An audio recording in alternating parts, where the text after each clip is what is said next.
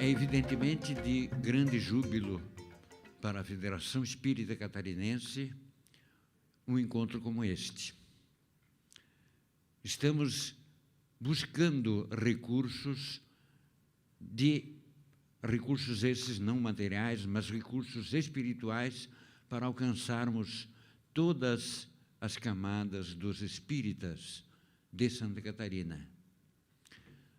Somos, ou éramos, em 2010, pelo censo do IBGE, éramos 100.000 espíritas em nosso estado. E sabemos que esses 100.000 espíritas precisam de um atendimento mais constante através de exposições, como de Divaldo Franco, como de Alberto Almeida, como de André Trigueiro, como de Jacobson Santana, como de Sueli Calda Schubert, e por isso estamos organizando seguidamente encontros dessa natureza. Dia 1º de abril, perdoem-nos dizer, não é o dia da mentira. 1º de abril nos lembra, a nós espíritas, faz-nos lembrar realmente acontecimentos de grande importância no movimento espírita mundial. Há 158 anos, exatamente nessa data, 1º de abril, fundava-se, por iniciativa do codificador da doutrina espírita, fundava-se a primeira instituição espírita do mundo, do nosso planeta, a Sociedade Parisiense de Estudos Espíritas. Objetivava essa instituição o estudo, a compreensão, a pesquisa cada vez mais presente, não só da fenomenologia espírita, mas também do conteúdo que aqueles amigos espirituais, os números espirituais, traziam naquele instante para a face da Terra. Era o advento de um Consolador, de uma revelação nova, o Consolador prometido por Jesus. E isto necessitava de estudo cada vez mais presente. O senhor Allan Kardec instituiu, então, graças também à participação do senhor Dufault e outros companheiros, instituiu a Sociedade Parisiense de Estudos Espíritas. 1º de abril de 1858, data que relembramos com muita alegria por ser esta a primeira casa espírita do nosso planeta. Primeira casa espírita voltada ao estudo e à compreensão cada vez mais presentes da doutrina espírita. Coincidiu, porém, que 11 anos mais tarde, exatamente no dia 1º de abril de 1869, o mundo espírita que eu digo, os adeptos do espiritismo, os seguidores do espiritismo, os companheiros do espiritismo, encontravam-se entristecidos, porque no dia anterior, 31 de março, desencarnara de modo súbito o codificador da doutrina.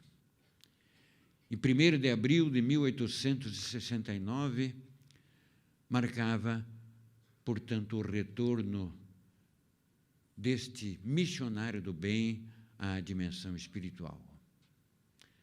Tristes naquele momento, mas alegres pela missão cumprida, pela excelente missão cumprida desse companheiro, ao qual relembramos. Era, naquele dia, 1º de abril, o dia destinado para a mudança da livraria espírita, saindo da Rua Seguir para outra dependência, em Paris. Não conseguiu fazer ele, o codificador, essa transferência, essa inauguração da livraria espírita, do escritório da revista espírita, mas mesmo tendo, naquele momento, o corpo gélido,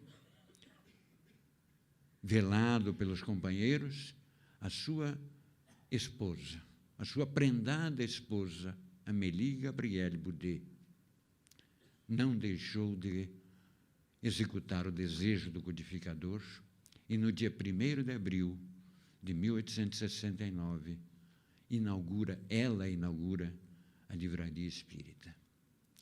Portanto, 2 eventos de grande importância. E neste momento em que iniciamos ou prosseguimos o encontro regional, interregional Sudeste, aqui em Florianópolis, com muita alegria, nós queremos lembrar do codificador, desse companheiro missionário do bem que está conosco sempre. Obrigado, Kardec. Obrigado, amigo do bem. Obrigado, codificador da doutrina. É em teu nome, em nome de Jesus, em nome de Deus, que nós estamos trabalhando no movimento espírita. Obrigado.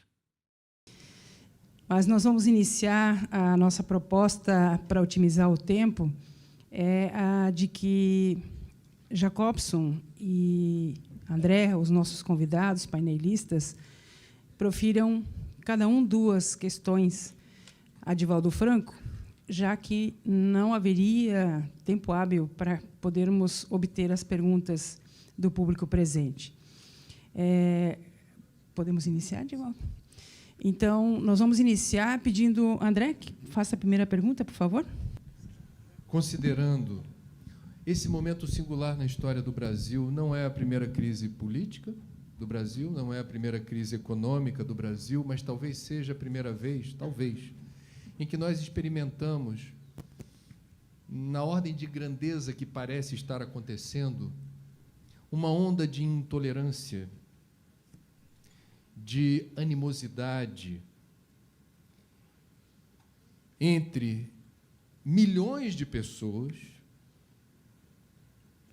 que parecem ter a disposição de se degladiar, se ofender, por vezes agredir fisicamente, em função de uma tomada de posição no meio desse burburinho que alcança a classe política como um todo e a população perplexa vendo essa avalanche de denúncias, ávidos de uma depuração a jato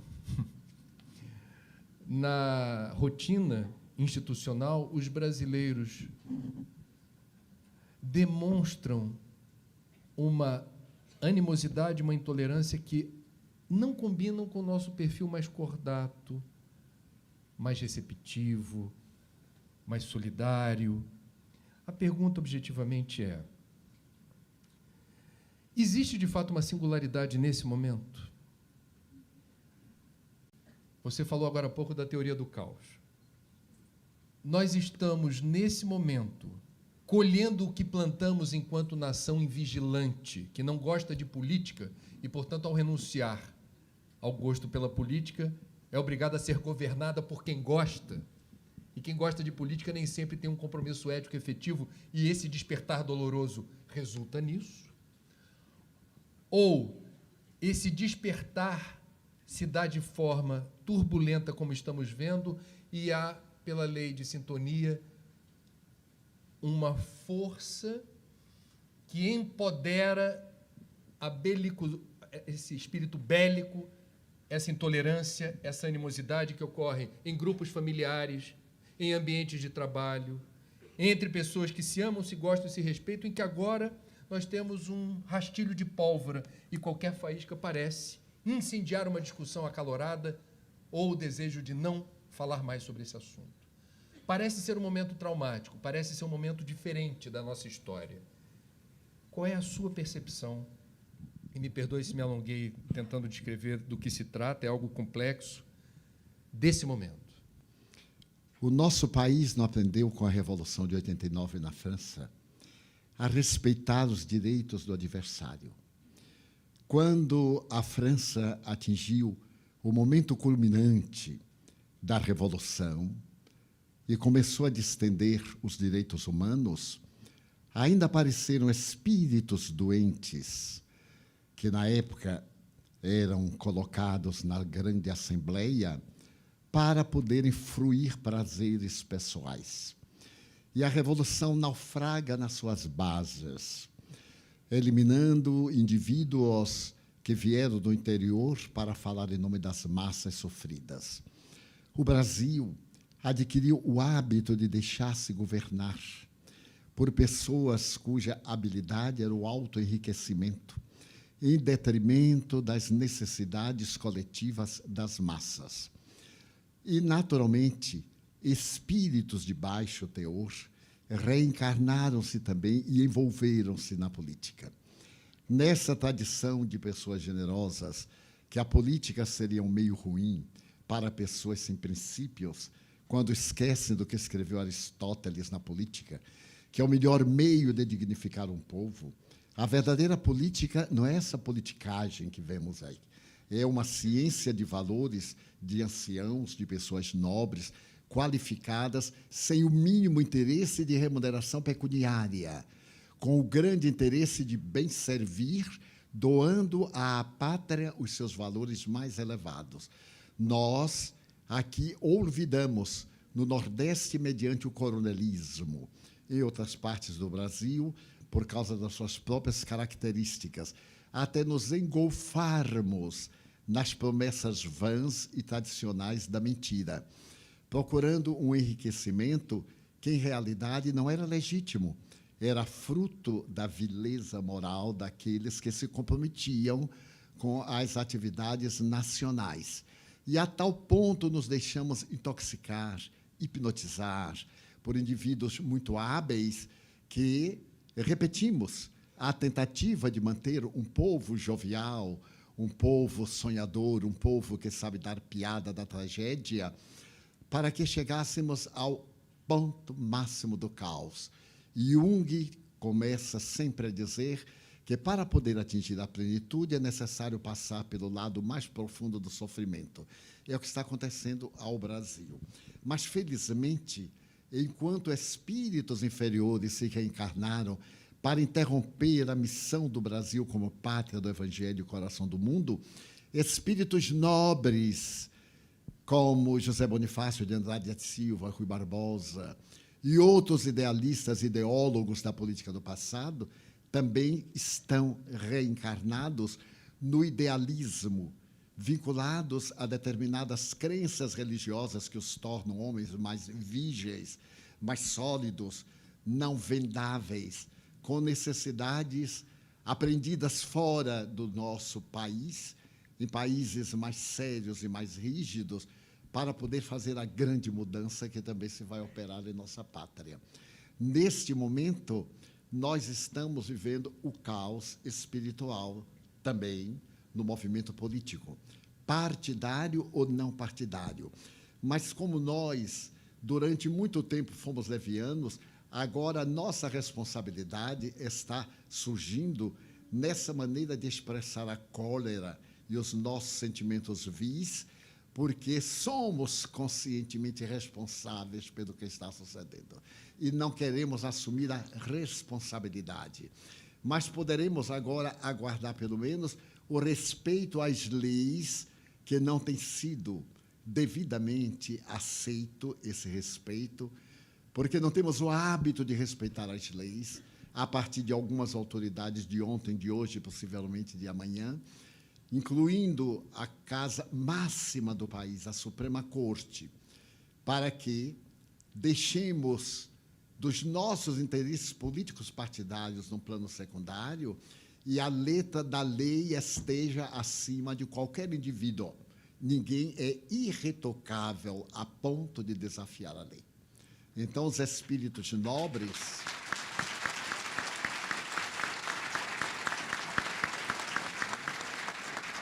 estão confiantes que o país sairá do caos com grandes arranhões, mas ele realizará a sua missão de pátria do Evangelho e de coração do mundo. Abraçando também, recordando uma mensagem belíssima em que há referência ao seu trabalho por Chico Xavier, o Semeador de Estrelas, dentro ainda desse panorama de luta que a nossa sociedade vem atravessando, eu gostaria que você falasse um pouco ao jovem, nós temos no auditório grande quantidade de jovens e que também estão nos ouvindo pela TV. Eles estão enfrentando um momento único na vida. Não conheceram essa situação. Muitos jovens espíritas que ficam se debatendo na dificuldade do emprego, do estudo, querem trabalhar na doutrina, e mesmo outros jovens de outras religiões. Eu gostaria que você falasse desse momento social ao jovem do nosso país. Um pensador argentino escreveu este pensamento: jovem é todo aquele que pode olhar para trás e não ter vergonha do seu passado. No entanto, os jovens, do ponto de vista biológico, orgânico, já estão hoje revestidos de uma maturidade psicológica que nos espanta. Esse idealismo jovem, felizmente, está em nosso país através de algumas autoridades não comprometidas com os vícios do passado, mudando os velhos hábitos e irão trabalhar pela reforma de algumas leis injustas, ultramontanas, e feitas especificamente para cobertar a criminalidade.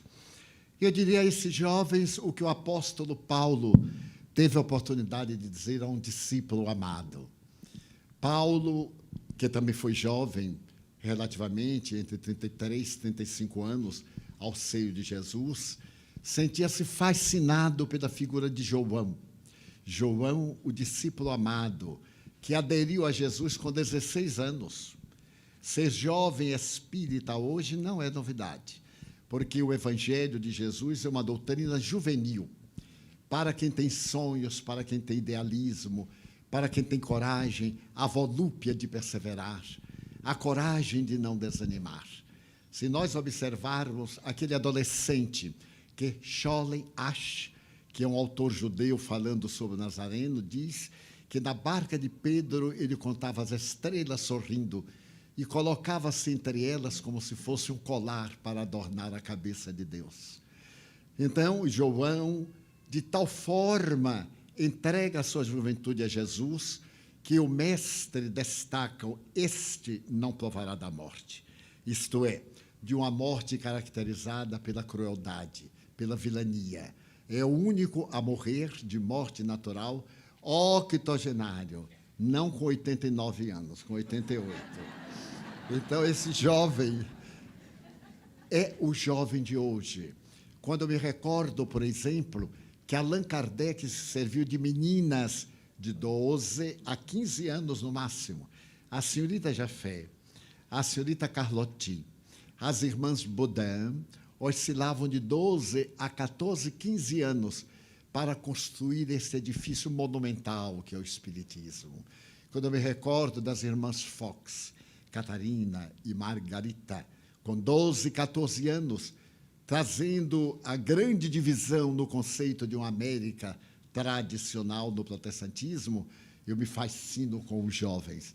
A dificuldade é o resultado dos adultos que não souberam ser jovens, que cresceram demasiadamente e, ao invés de construir uma família, construíram uma casa onde passaram a morar. Esqueceram de transformar a casa no lar e, ao invés de darem-se, doaram coisas aos filhos para deles ver-se livres. Então, nós temos uma juventude frustrada, que não tem pai, que não tem mãe, que não tem amigo, e a grande maioria vai sendo adotada pelos traficantes, que lhes dá um anestésico para o momento e promete sonhos, que são os sonhos da loucura, da drogadição. Então, cabem aos jovens que estão adentrando-se no Espiritismo parar e reflexionar e perguntar-se: qual é o sentido da minha vida? E eu lhes direi isto porque também comecei muito jovem. Aos 14 anos de idade, eu já estava na Lídia Espírita, lendo o Livro dos Espíritos e perguntando-me qual é o sentido da minha vida. Chico Xavier, aos 16 anos, o apóstolo, já estava também sonhando com este mundo melhor e entregou toda a sua vida ao apostolado. É natural que esta juventude padeça as consequências da leviandade dos adultos irresponsáveis e a pressão das suas necessidades evolutivas. Mas está também no direito do jovem gritar liberdade, não libertinagem, liberdade. Não apenas funk, mas também franqueza. Não somente o prazer, mas também o dever. Não se constrói uma nação com entusiasmos, mas com lutas contínuas. Não se constrói um caráter com um desejo de alguns dias, mas com a perseverança de muitas boas e graves horas que estão ao alcance de todos nós. Dizem-me aqui os espíritos, o senhor Oswaldo, o Antônio Melo e uma verdadeira pleiade, Eugênio Doim Vieira e outros que muito eles esperam da juventude espírita catarinense, que sempre se caracterizou por pessoas lúcidas, por uma elite de jovens universitários que abraçaram o ideal da doutrina e souberam desincumbir-se. Este é o momento de seleção, seleção natural. E esta seleção natural vai convidá-los a mudarem o mundo através da mudança interior. Ser jovem. E Paulo diz ao seu discípulo amado: Deus te abençoe a juventude e te livre das tentações da mocidade. Nunca foi tão fácil.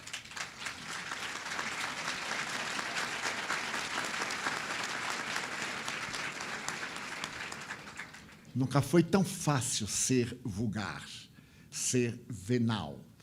Merece até aplauso, recebe coroa e distinção, mas nós sabemos que está errado. E é necessário que a nossa distinção seja a leveza de caráter, o sentimento de construção de um mundo, e que cada um diga: eu estou construindo um mundo novo. Encerrarei numa parábola pequena psicológica. Um psicólogo olhava uma grande construção e, de repente, passa um operário modesto com um carrinho de mão, levando pedras. E o psicólogo pergunta: que fazes? Não vês? Carrego pedras. Era um revoltado. E logo veio um segundo, fazia a mesma coisa. E o psicólogo perguntou: que fazes? Carrego pedras. Era um resignado. E veio um terceiro, e ele perguntou: que fazes? Eu estou construindo aquela catedral. Cada um de nós carrega pedras. Depende da finalidade, para onde levamos as pedras. Não está no momento de construirmos a nossa catedral, são os nossos votos. Eu vou mudar minha pergunta. Eu estava preparado para fazer uma pergunta sobre Brasil, coração do mundo, pátria do Evangelho, mas a sua resposta agora me inspirou numa outra direção, que seria, Divaldo, a sua percepção, apesar de todas as conquistas, todo o espaço que o movimento espírita ocupa hoje no Brasil, e isso muito por tua culpa, teu trabalho incansável, o que não foi feito ainda e precisa ser feito? Quais são os grandes desafios? O movimento espírita cresceu, mas ele é, em comparação com outras tradições, o que tem a maior faixa etária, o que tem o maior nível de escolaridade, o que tem o maior nível de renda, o que configuraria uma elitização.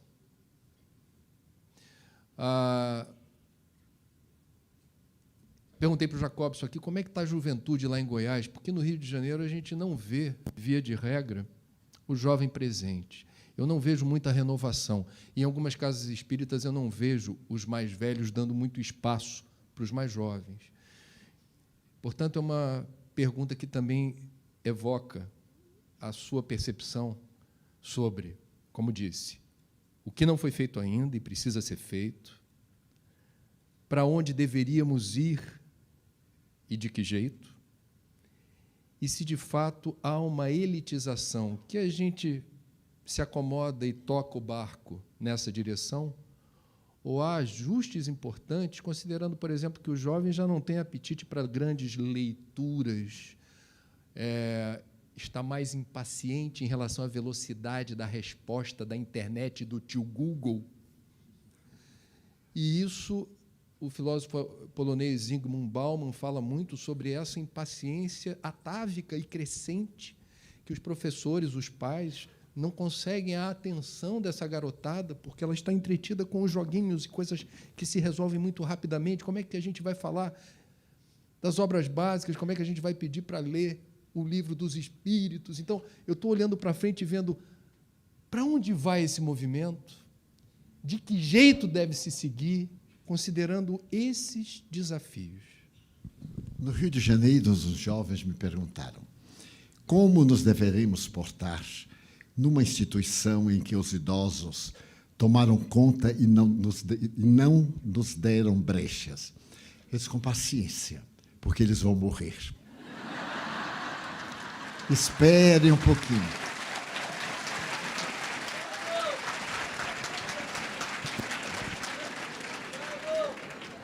Os velhinhos estão com o pé na cova.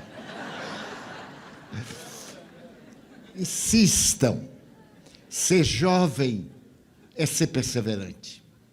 Se ele não é perseverante, já envelheceu. Como disse Constâncio Virrilo, na frase com que eu iniciei. É necessário pontificar, mas não há dúvida que o nosso movimento espírita, depois da morte de Bezerra de Menezes, elitizou-se. Porque é um movimento de cultura. E nós passamos a aprofundar interrogações que fazem parte do nosso vadimeco cultural. E tornou-se uma forma elegante de comportamento. O que ontem era um combate acérrimo contrário, agora é quase um destaque social. Você é espírita? Mas eu também. Eu até sou espírita kardecista do Pai Tomás. Mostrando como estamos distraídos.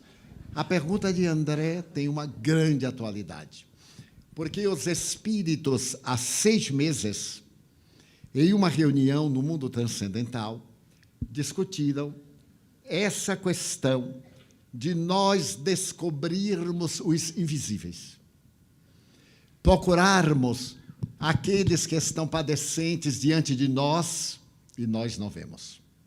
Estamos tão preocupados com a nossa ufania que não vemos a dor estampada na face de um filho que está suplicando socorro e nós, os adultos, não temos tempo de penetrar e perguntar por que você está tão triste. Porque temos medo de que a responsabilidade seja nossa. Então, os espíritos estão agora em uma campanha para nós descobrirmos os invisíveis. As pessoas humildes, os trabalhadores, os funcionários mais modestos, aqueles que são a estrutura do nosso equilíbrio, servem-nos. Bem, mas nós pagamos. Não basta pagar. Nós retribuímos o trabalho, mas ninguém pode retribuir a gentileza nem o carinho. Não tem preço. Eu vou expressar, infelizmente, porque me aconteceu, mas o objetivo não é esse. O que é que os benfeitores estão me dizendo e pedindo para trazer Jesus de volta e dizer ao jovem que Jesus foi jovem. Ele foi carpinteiro que ajudou a construir Séforis, a capital moderna da Galileia àquele tempo. E que o jovem de hoje tem que ter a garra, a coragem, a ousadia, no bom sentido, desse contexto. E não apenas a ousadia agressiva de ferir a sociedade com atitudes berrantes, exóticas, agressivas. É esta audácia de ser diferente. É essa audácia de não fazer tudo o que todos fazem. Mas por que você não faz? Não necessita. Simplesmente. Eu estive viajando no mês de fevereiro pela África do Sul com um grupo de amigos. E aconteceu-me algo muito peculiar. Nós estávamos em um hotel de luxo. A família que me convidou é uma família de destaque socioeconômico na comunidade e me convidou para estar com os seus membros. Eu aceitei. Eu havia estado muito doente e aceitei. Realizávamos uma viagem que não seria de turismo, porque eu nunca tirei turismo, mas eles desejavam fazer um safari. bem no coração da África. E como a veneranda matrona é minha amiga, quase da minha idade, ela disse, só irei se você for. Eu preciso de conversar com alguém. Eu digo, eu irei, com uma condição. Durante o dia, eu lhes darei todas as minhas horas. A partir das 18 horas, eu necessito dos tradutores para falar sobre espiritismo, onde quer que estejamos. Nem que eu tenha que falar sobre espiritismo para os elefantes, os chacais, seja que for, nós arranjaremos lugar. E assim acertamos. Ficamos uma semana em um verdadeiro paraíso na floresta, em um local específico. E, à tarde, o dia inteiro, fazíamos o tal da visita, que para mim não teve encanto, embora eu ame a natureza, mas à noite fazíamos aulas. Aulas de aprofundamento na realidade da vida, porque éramos 9 pessoas, 10 comigo. Mas, a partir daí, iríamos a Cape Town, Johannesburg e outras cidades, onde nós fundamos centros espíritas nas décadas de 70 e 80. Depois de Mandela, várias circunstâncias não me permitiram voltar à África do Sul. E eu mandei avisar aos amigos que, de passagem, eu estaria por ali. Vamos ver se nos encontraríamos. Os endereços modificados, tudo. E fui. Pedi aos espíritos que me arranjassem encontros. E, por incrível que pareça, eu achei 11 dos centros fundados na década de 70, com os quais estou correspondendo-me e mandando livros em inglês. Mas chegou o dia em que nós, na Cidade do Cabo, hospedamos num hotel muito complicado. E eu não sabia se eu devia entrar ou se devia sair. Quando eu me fui deitar, eu não sabia se estava no chão ou em cima de 474 almofadas. Não sei por que botam tanta almofada em cima da cama para a gente ter que tirar, botar no chão, no outro dia tornar, botar em cima da cama. É a humanidade que é meio destrambelhada. Mas eu aprendi com o amigo Ibrahim Suede, que nós fomos muito amigos aqui na Terra, que quando ignorar, faça o que o dono da casa fizer. Então, a pessoa ria, eu ria também. A pessoa andava, eu andava também. Primeiro dia, a noite deliciosa, nós então fomos à Praça Central para poder ouvir música típica. Eu adoro sentir a psicologia de massa, me misturar com o povo, ouvir. E chegou o café da manhã, o de jejum. E então o nosso guia disse, olha, este hotel é famoso porque a Madonna, olha a intimidade, a Madonna tem um apartamento aqui, o Mandela também tinha um apartamento ali. E eu disse comigo assim, e o Divaldo passou por aqui. Claro, não ia ficar também na parte final. Mas era tão complicado. A sala do de jejum, uma delas era mais ou menos desse tamanho, e havia aquelas particulares para os grupos tais, etc. E quando eu entrei na sala, como todo baiano, eu me deslumbrei. Eu tenho um filho que é professor de medicina e é o rei da ironia. E ele é muito dedicado. E ele me diz, aliás, o meu médico, ele diz assim, tio, eu vou lhe pedir um favor. O senhor viaja muito, vai a muito banquete, quer dizer, nunca fui a banquete, mas vai aqui, almoça, janta, coisa, o povo complica. Eu vou lhe pedir um favor, não haja como pobre. E eu perguntei, mas como é que pobre faz? Não, pobre chega assim, vê aquela mesa e grita logo, oba! Eu disse, como é que eu tenho que fazer? Você tem que fazer como rico, olhar com certo ar de nojo, para mostrar que está acostumado. Eu entro naquele salão bárbaro e tem mesa de todo lado, 1 quilômetro de coisas. E eu digo, meu Deus, por onde eu vou começar? Porque pobre é terrível. Tem aquilo tudo, mas sempre a gente repete a tentação demoníaca de comer a mesma coisa de casa, ao invés de aproveitar. Mas eu estava com uma família muito distinta, muito elegante, e eu também fiquei assim com ar de elegância, aquela elegância meio decadente, mas nesse momento o espírito Joana de Ângeles vem e diz, você está nesse hotel? Eu digo, sim, senhora. A senhora não sabe que guia é este, que não sabe de nada? Como é que não sabe, Deus? Se eu estivesse numa espelunca, ela saberia. Ali ela não saberia, eu queria que todo mundo soubesse. Mas aí ambos rimos. E ela disse, meu filho, eu vou lhe pedir um favor. Abrace aquele garçom. Eu digo, deve ser um obsessor. Imagina eu chegar para o garçom e dar um abraço. Eu estava vestido como se fosse fazer uma conferência. Olá, garçom, venha para lhe dar um abraço. E eu disse assim, minha irmã, a senhora sabe o que está me pedindo? Sei, quero lhe pedir para dar um abraço no garçom. Nem pense. Eu não vou constranger os amigos, pessoas tudo muito complicadas, e assim de coluna social e tal. E digo, meu Deus, o que é que me acontece dessas coisas? E era, Divaldo, você vai abraçar o garçom. Eu disse, não vou, não, senhora, não vou. E lá vem o garçom e vou eu, e os amigos. Eles me olhando, eu acho que saber de nada, não são clarividentes. De repente, o garçom fica a 5 metros de mim. E ele está trazendo um bule de prata. E eu olho e, sem querer, eu digo assim, poderia lhe pedir um favor? Eu digo, meu Deus, eu não tenho... Ele olhou para mim e disse, pois não, com muito prazer. Você poderia levar à mesa que nós vamos ficar leite quente? Eu aí perguntei, para que eu quero leite quente? E na mente, imaginem o conflito. Dizia o seguinte, é que vocês têm o hábito de servir o café muito quente, o americano é rei para isso, o africano também, e coloca o leite gelado. Aí fica aquela coisa que nem é quente, nem é gelado, nem é frente, nem é fraco, etc. Então eu gostaria que me levasse um leite quente. Está bem? Ele disse, muito bem. Eu digo, agora vem cá para lhe dar um abraço. O garçom parou assim e fez, o quê? Eu disse, será que eu disse a palavra errada? Eu disse, um abraço. Ele disse, um abraço. Por quê? Eu disse, pela sua gentileza. Ele disse, mas eu sou garçom.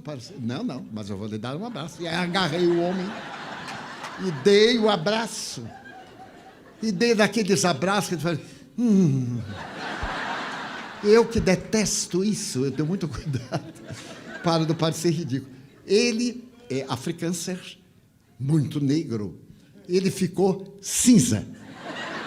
Ele falou... E aí desceu o bule, eu não sei para onde o bule foi e tal.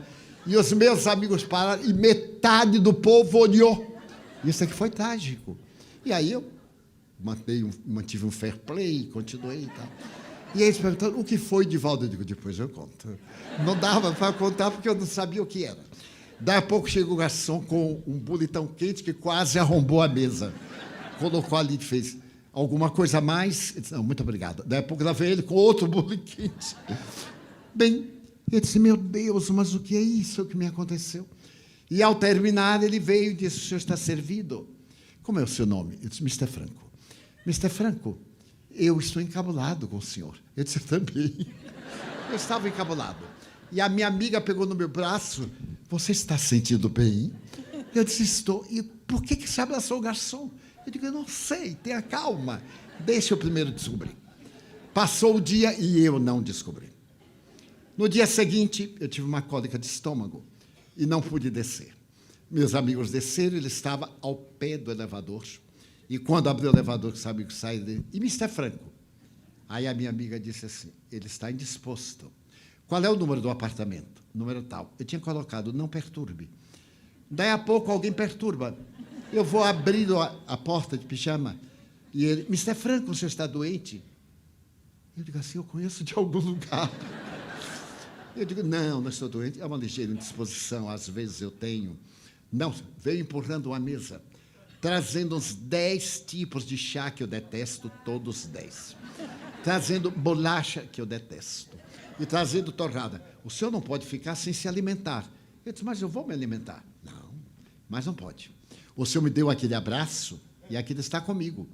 Eu disse à minha mulher que foi o primeiro branco que me tocou durante toda a minha vida. Ninguém nunca me tocou.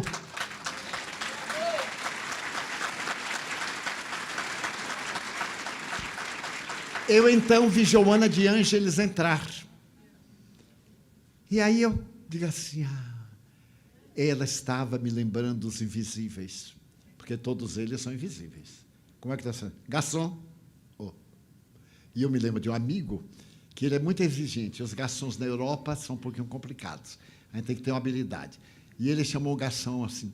Piu, piu, piu. O garçom veio, miau, miau, miau. Então, eu me dei conta.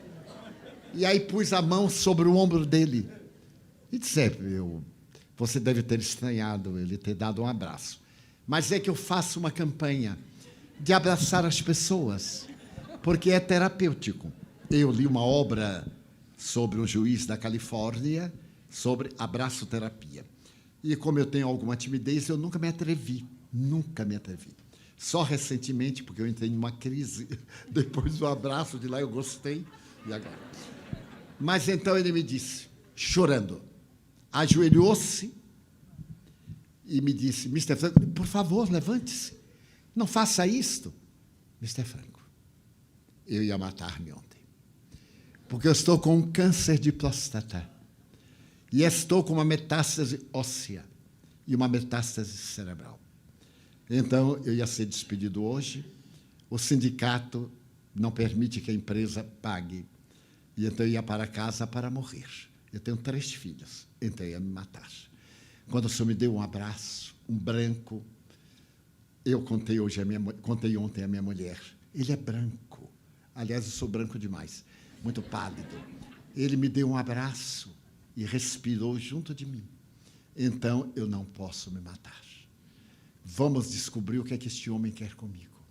E ela, chorando, me disse, peça a ele para que Deus tome conta dele por salvar a sua vida. Ele está me contando e eu estou chorando, porque ainda não penetrei no problema total. E ele de joelhos. Eu então disse, mas você ia se matar? Por quê? Porque não tenho dinheiro para fazer as terapias e o meu câncer é inoperável. E Joana me disse, mas ele vai reverter o câncer e vai ficar bom. Abrace-o. Eu também ajoelhei e abracei. Ele disse, eu tenho idade de ser seu avô. Eu quero lhe pedir um favor. Você aceita ser meu filho? Pelo coração. O homem quase urrava.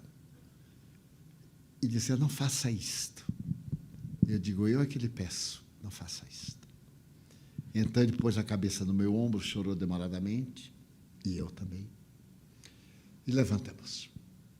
O nome dele é Mbombo, M-Bombo.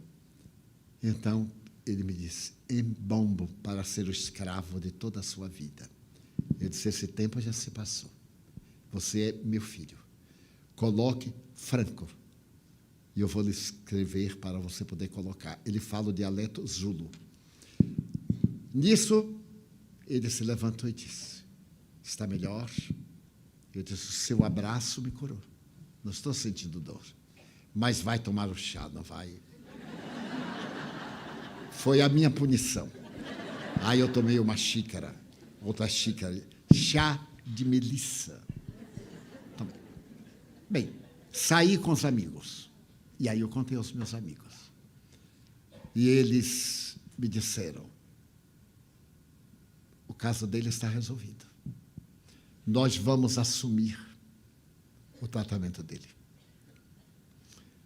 Depois de amanhã, nós vamos viajar. E na hora da viagem, você entrega a ele esta importância, em dólares americanos. Porque eu ia dar a minha cota, a que está dentro do meu limite. No dia seguinte, ele veio com a mulher e os 3 filhos. Mas eu não entendi, porque ela fala o dialeto, ela não fala o inglês. Foi outra choradeira. Mas eles lindos, uma aura. E Joana me disse, este trabalhador, nós vamos investir, porque a doutrina espírita vai ser ampliada aqui na cidade do Cabo através dele. E nós temos interesse nesse rapaz invisível. No dia seguinte, às 11 horas, eu fui procurá-lo e disse, olha, eu venho me despedir. Estou viajando e talvez não nos vejamos nunca mais aqui na Terra. Mas, quando eu morrer, eu lhe prometo que vou lhe aparecer. E entreguei-lhe um envelope. Ele disse, o que, Mr. Franco? Eu disse, é um presente dos meus amigos. Eles são da minha religião. Qual é a sua religião? Eu disse, é muito difícil de explicar. Eu vou lhe mandar livros para você conhecer a minha religião. Se eu lhe disser poucas palavras, vai lhe confundir. Agora eu vou lhe dar um abraço de despedida. Dei-lhe um abraço e pedi a Deus que ele retirasse as energias e me transmitisse. aquelas energias deletérias que com facilidade eu poderia eliminar e ele não. E viajei. Dei-lhe o meu e-mail. Fomos para Johannesburgo. No terceiro dia que nós estávamos na capital, são 3 capitais na África do Sul, ele me manda um e-mail. Fiz a primeira quimioterapia. Não tive sequelas. Agora que já se passou um mês, ele já fez a 4ª quimioterapia. Já recebeu os livros. Já formou um grupo de estudos para o Evangelho, porque coincide com a religião tribal da esperança da chegada de um rei que vai libertar todos os Zulus do estado de dependência antigamente chamado apartheid, desenvolvimento separado, que foi um resultado da Guerra dos Boers no século anterior. Então, os Espíritos estão pedindo para nós descobrirmos os inimigos. Aonde quer que, por acaso, eu vá, uma pessoa bem mais simples, eu digo assim, olá. E em homenagem à Madre Teresa. Ela estava em Londres e, passando pelas docas de Londres, ela viu um homem atirado ao lixo e foi até ele, estendeu-lhe a mão, conversou com ele, ergueu, e quando ele perguntou, o que é que a senhora deseja? Ser sua irmã. Deu-lhe um abraço. Então, os espíritos nobres, e Joana de Anjos em particular, pedem-nos para nós, e eu digo isso agora aos jovens, abraçarmos aqueles que nunca receberam um abraço, aqueles que nunca receberam um gesto de ternura, para que nós tenhamos esse sentido de compaixão, para que o nosso amor seja dinâmico e o novo mundo seja um mundo jovem. O Espiritismo é doutrina de sonhadores. Nós somos os trabalhadores da última hora, a 1/10 hora. O salário será o mesmo daqueles que foram chamados à hora primeira e à hora 1/10. E esse salário se chamará paz de consciência. Então, chegando hoje em casa, beijemos nossos filhinhos. Digamos à nossa parceira, ao nosso parceiro, ao nosso marido, ao nosso amante, pouco importa. Sabe que eu amo você? Sabe que cada vez você é a pessoa que mais me preenche? E se por acaso não sentirmos, porque talvez não sintamos, digamos, para podermos sentir. Tudo começa no pensamento, na verbalização, na ação. E é necessário que o nosso pensamento esteja rico de misericórdia, porque a humanidade nunca necessitou tanto da humanidade como agora. Nunca nos necessitamos tanto como hoje. E como a doutrina espírita é o Cristo de volta, conforme está no Evangelho, a semelhança de uma legião comandada por um chefe, ou de estrelas que caem dos embólios sobre a terra, chega a nova ordem. Espíritas, amai. Espíritas, instruí-vos. Mas, acima de tudo, espíritas, serve. Que neste encontro de jovens e de adultos, de todos nós, e permitam-me revelar-lhes, eu vejo um dobro de espíritos ao número de criaturas, de tal forma, há 3 dias, desde que eu cheguei, que me tem criado embaraços visuais. O número de espíritos que eu tenho visto nesses dias. Esther me conhece há uns 20 anos, mais ou menos. O nosso amigo me deve conhecer há mais de 30. Outros aqui me conhecem há mais de 30. Eu sempre me caracterizo pela ponderação, e todos são testemunhas que nunca pulei a linha do bom tom. Mas, nesses dias, algo está sucedendo. Eu nunca vi tantos espíritos. E nunca vi tantos espíritos catarinenses, mais de 300 que me deram seus nomes, nas filas, amparando-nos e falando-nos da nova era. Então, a nova era já chegou. Bem-aventurados.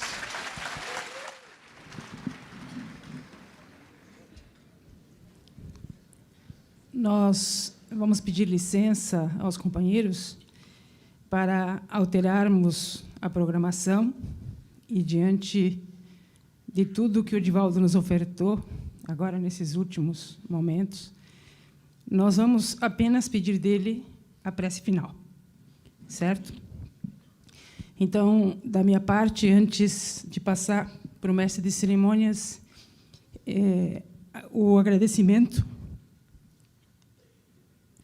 que, para além do mundo físico, se estende ao mundo espiritual, dizer que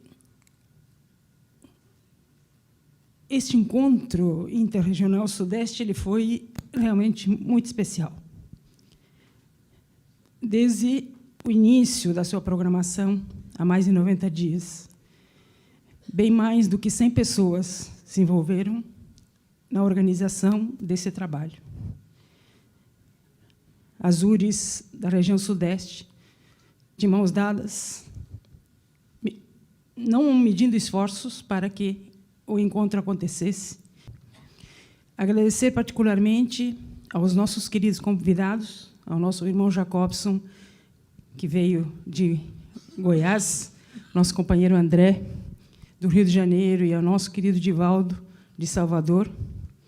E agradecendo, em nome de todos, aqueles de nós que estamos aqui fisicamente, os que nos acompanham do mundo espiritual e os nossos irmãos internautas que acompanharam este evento.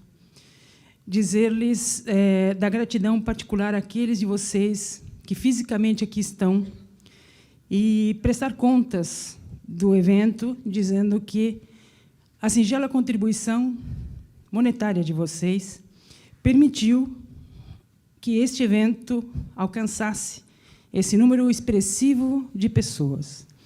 A conferência pública que foi realizada em Criciúma teve mais de 3.000 pessoas encarnadas, que usufruíram gratuitamente daquele momento.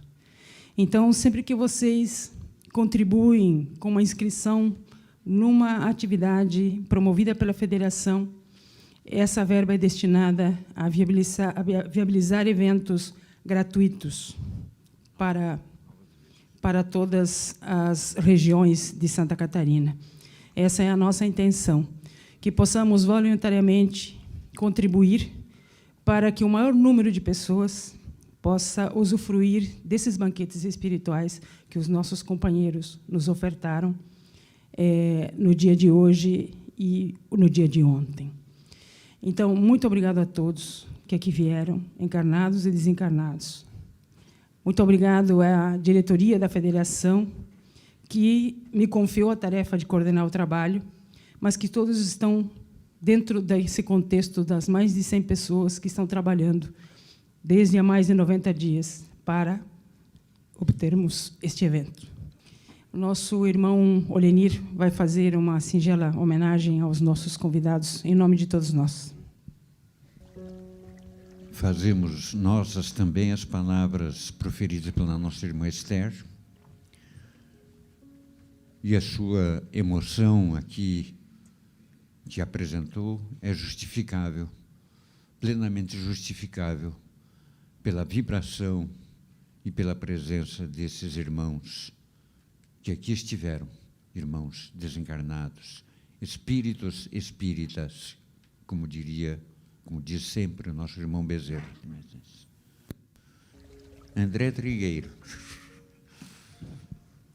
Sem dúvida alguma, nossa gratidão ao seu trabalho aqui. Ouvimos-lo recentemente em Curitiba também.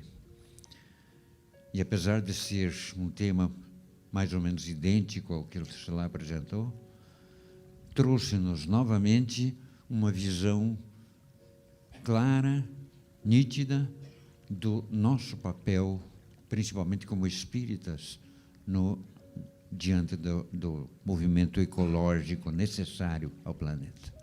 Salvemos a nossa casa. Graças a você, o trabalho vai ser desenvolvido. Muito obrigado.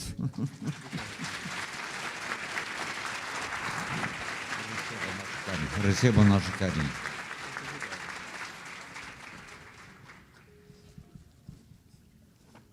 Nosso irmão Vilmar, pode nos auxiliar aqui, por favor?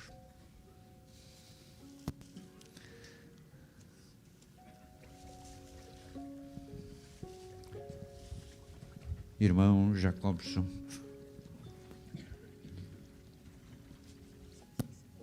Da mesma forma, nós temos que agradecer a sua presença.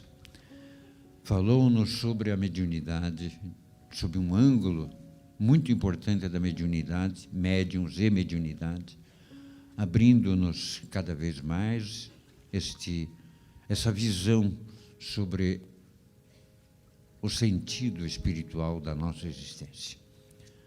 Sem dúvida alguma, a sua presença aqui foi muito apreciada por nós, inclusive, porque a sua fala nos ajudará sobremaneira. Receba também o nosso carinho, o nosso irmão Vilmar entregue.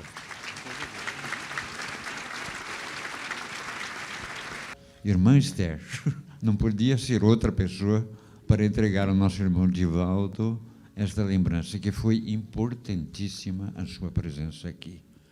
Desde aquele momento em que, descendo do seu voo, nos olhou, eu sabia que havia alguém ali consigo. Um companheiro nosso, ex-presidente da federação, ali estava. E ficamos vivamente emocionados com isso. E todos os demais que nos antecederam nessa árdua tarefa da presidência também estiveram aqui. Soubemos disso graças a você. E as suas palavras aqui foram, sem dúvida alguma, mexeram conosco, sem dúvida alguma. Com certeza, com todas essas criaturas que aqui estão, nossos irmãos, nossos amigos, a quem amamos imensamente. Muito obrigado, Divaldo, muito obrigado a todos.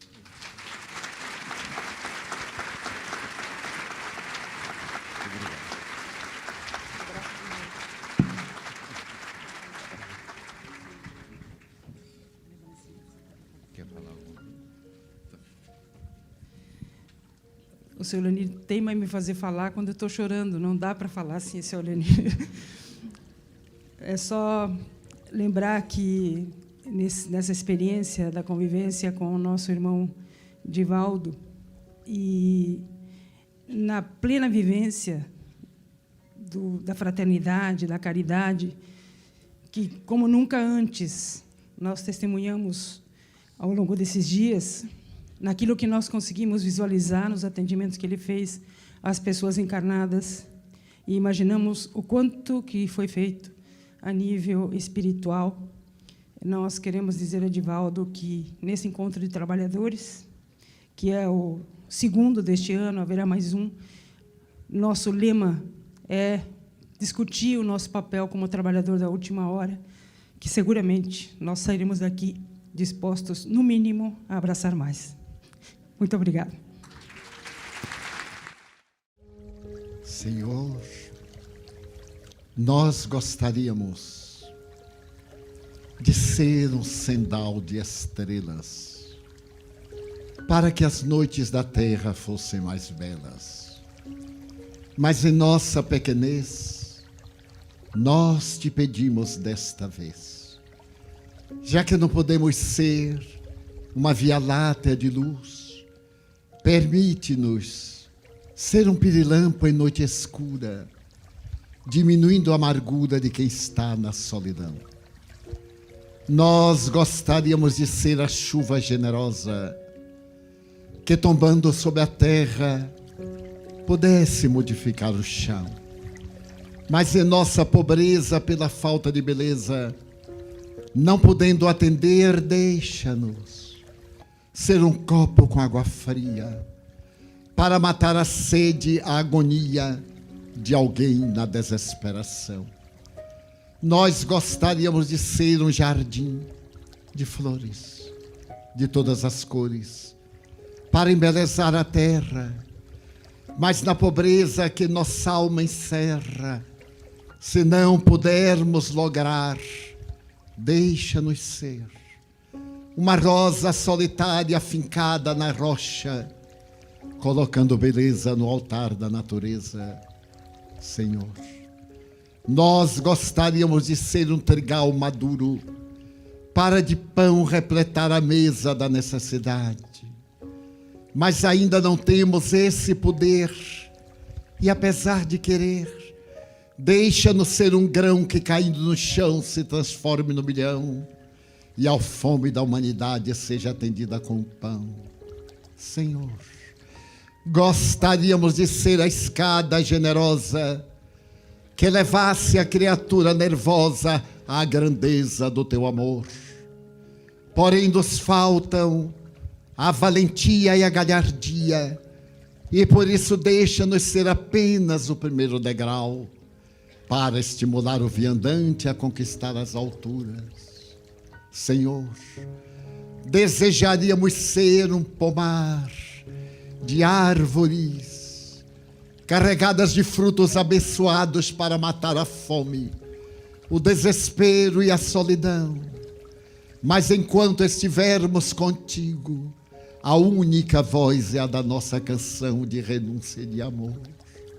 Queríamos ser poetas, artistas, trovadores, cantores, para falarmos da grandeza do teu reino, mas a nossa pobreza é tão grande que na impossibilidade ficamos pelo caminho, e ao passar alguém muito pertinho lhe perguntemos: olá, amigo, para onde vais? E se ele inquirir quem és tu, possamos dizer-lhes: eu sou teu irmão, dá-me tua mão, eu irei contigo, sou teu amigo, e passo a passo acompanharmos até a glória estelar em que nos esperas na próxima reencarnação. Senhor, muito obrigado, porque nascemos, porque em ti cremos. Obrigado, Senhor, por teu amor. Obrigado, irmãos.